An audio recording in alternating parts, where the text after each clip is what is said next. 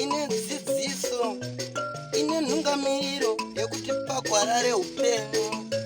Ndipo patinoona ana sekuru vedu ari masvikiro nemapositori, topa kumatendo kuvayara shumba vatidzidzisa nekutipawo gwara iri.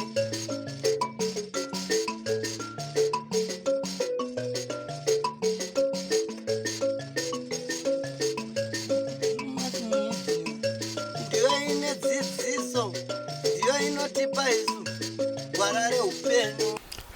Kusangana kwatiri kuita nhasi rarimwe zuva wongoka muri yeZimbabwe. Nhasi uno tiri kukupai nhau dzinokwana kuita 2 asi dzese dzine chekuita nechechi nesvondo nekunamata.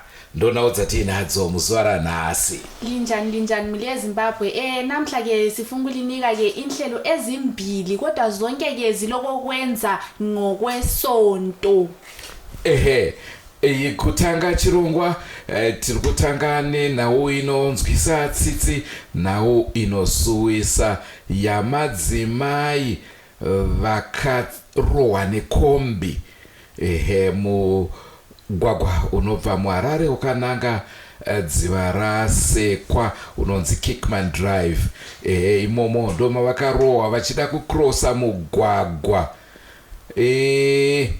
wekombi. Ndiye akakwanisa kunge achitaura nesu asi anoti iye ambuya vakadzika mune imwe mota asika vaida kukrosa road vasina kunge vatarisa road uku ku the other side kwaibvawo gonyeti, saka zvaisaita kuti iye anzvenga achinanga kugonyeti because aigona kukuwara iye kana kukuwadza veruzhinji vaanga akatakura.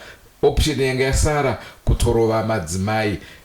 Madzimai avaida kukrosa kuti vaende pasvondo vanonamatira muzasi memugwagwa. Muli eZimbabwe ke lapha ke sahlangana lohlupho lwayenzakalayo lapho ke umadzimai owayesehla khona emchoveni efuna ke ukweqa umgwaqo ukuthi ahambe esontweni lapho ke okwakusontela abanye bakhe, kanti ke akazange ukuthi ke lelo sekuyilo ilanga lakhe lokucina emhlabeni. Imota ke yasibuya ke umchova wadlula ke wamthuza lapho ke udriver loyesakhuluma laye khona yena wathi hayi mina ke bengizama ukuthi ngimuvike ngihambe ngiye kwelinye icele, kwakungayenzi ngoba kwakubuya igonyeti itruck ukuthi ngithuzane le truck ngibulale abantu abanengi engangibathwele. Ngabona ukuthi hayi ngangcono ngihambe ngalelenye icele ukuze ngikwazi ukuvikela ke abanengi kulomuntu oyedwa. Hayi ke sithi ke la ngenhlupho emulini kalowo mama. Zvinonzwisa tsitsi kana nguva ichinge yakwana inenge yakwana. Totongoti zororai murugare madzimai, Ishe vachatisanganisa. Asiwo nomsa pane nhau inondishungurudza inini vemachechi vakawanda vanoda kuitira pazasi pemugwagwa pedo nemigwagwa. Nyange munhu uri careful sei pane pamwe paunozongorelaxa wopatika wapinda munjodzi.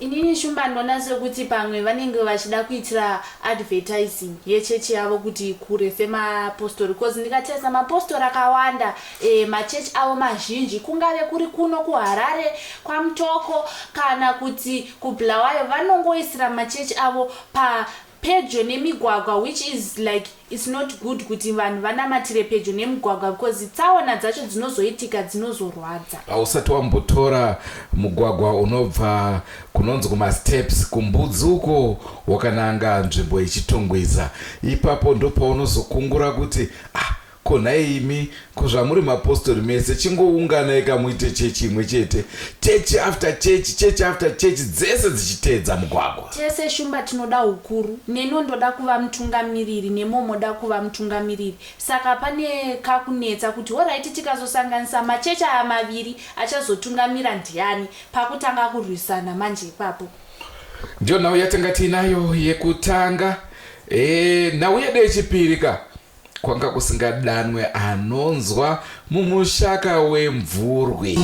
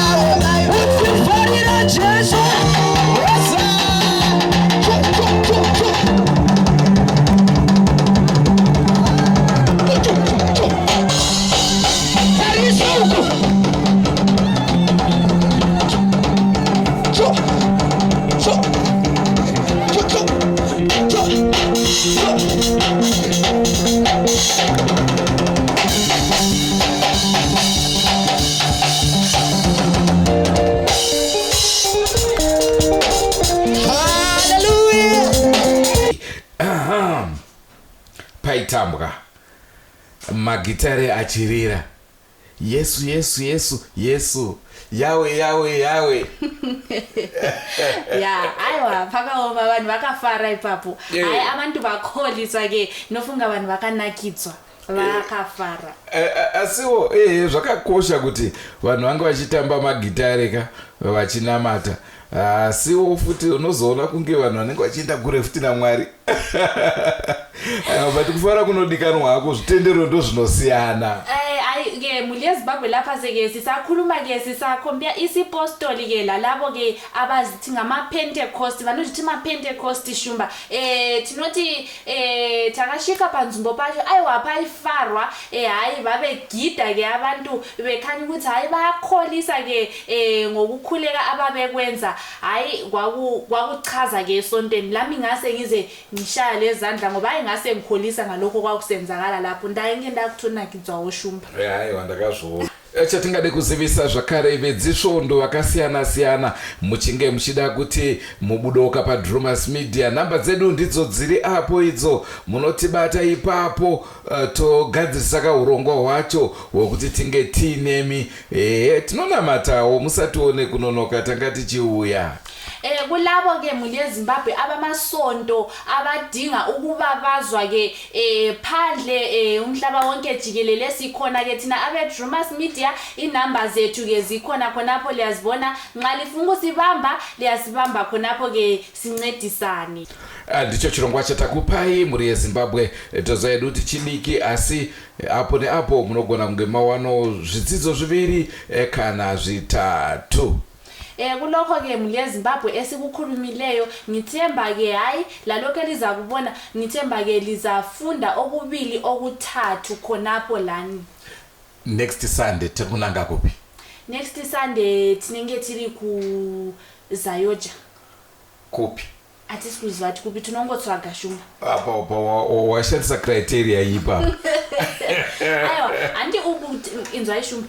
Kuchitendero chepostori ukanditi tamboona ti vanonamata sei, handiti kuPentecostal ukanditi tamboona, aiwa ndofunga ndakanganisa. Tinenge tiri kuRoma tinomboona ti maRoman Catholic anonamata sei.